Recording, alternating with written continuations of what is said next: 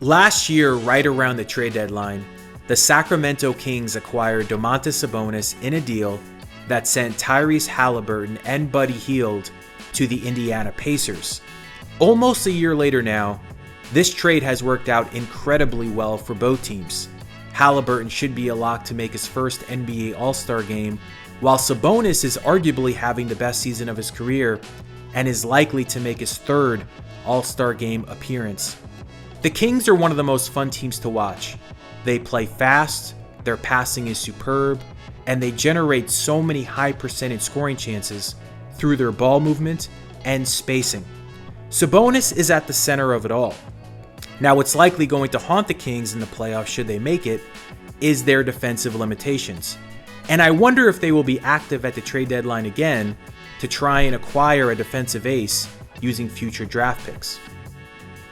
As far as Sabonis though, except for Nikola Jokic, there isn't a better passing big man right now than him. This is quite an amazing stat for a big. Sabonis leads all players in kickout passes from the paint that leads directly to a shot, according to Second Spectrum tracking data.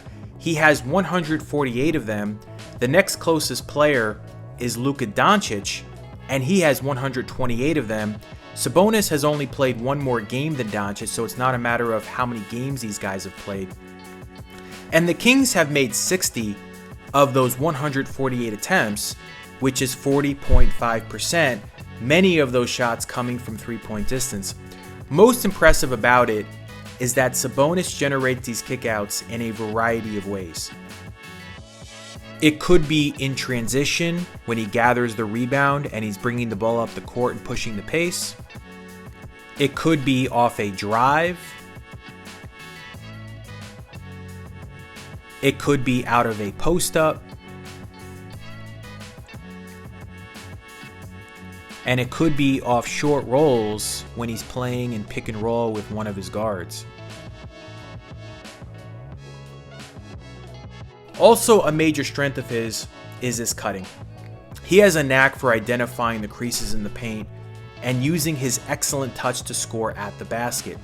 Through 41 games, he ranks second in the league in scoring on cuts, with only Jared Allen averaging more. Nearly 23% of Sabonis' scoring comes off cuts. He's really improved at avoiding ramming into defenders on his cuts. So far this season, he's only been called for 3 charges. Last year, he had 7 of them. The year before, which was the truncated 2020-21 season, he committed 15 charges. Nobody has taken more shots so far in the restricted semicircle than Sabonis. His footwork down low is outstanding. Within 5 feet of the basket, he's shooting nearly 70%. The thing that really pops out at me is his awareness when he has a mismatch in the post. He's shooting nearly 60% on post-ups, which is among the best marks for guys who take at least 1.5 of them per contest.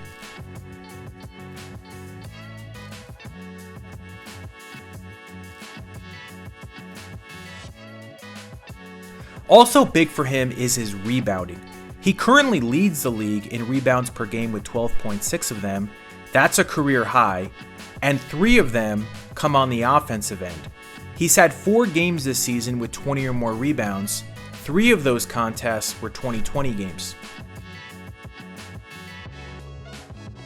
We see this with other players that aren't great perimeter shooters, and that's just taking threes in the right situations.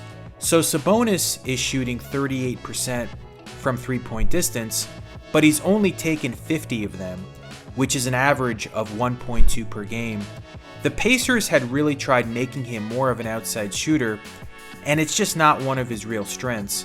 Before getting traded last season, he was averaging 2.3 three-point attempts per game. Through 41 games, Sabonis is averaging 18.9 points, 12.6 rebounds, 7.1 assists, just 2.6 turnovers, and 5.9 free throw attempts per game. He's also leading the league in screen assists per contest with 13.2 of them. Right now, the Kings have the 3rd best offensive rating, and they're 7th in both three-pointers made and fast breakpoints. So that will wrap up this video. If you like this kind of content, please subscribe. I will continue to do more player analysis features throughout the season.